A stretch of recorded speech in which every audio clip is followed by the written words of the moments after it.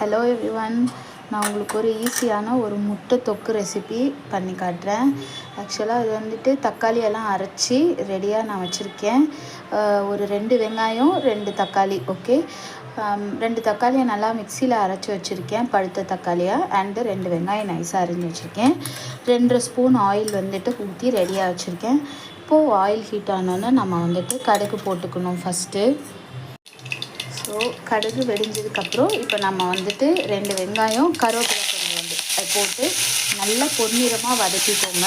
அதுதான் இந்த பொன்னிறமாக வதங்குறது தான் வந்துட்டு இந்த தொக்குக்கு.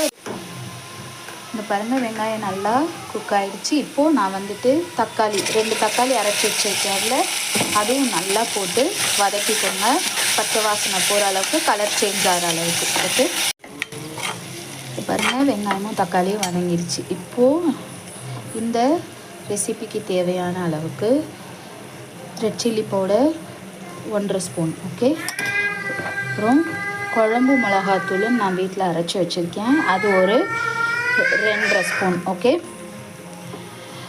அண்டு டர்மரிக் பவுடர் அது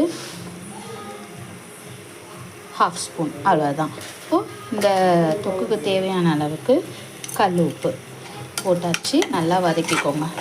வதக்கிட்டு தண்ணி தேவையான அளவு ஊற்றி கொதிக்க விடணும், ஓகேங்களா.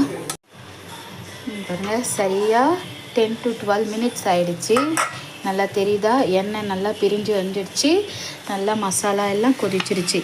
இப்போது நான் முட்டை ஆல்ரெடி வேக வச்சு வச்சுருக்கேன், அதை ஸ்லிட்ஸ் மாதிரி கட் பண்ணிவிட்டு நம்ம வந்துட்டு போட்டுட்டு ஒரு 2 மினிட்ஸ் கலரிட்டு வச்சிடலாம் வேண்டியதுதான்.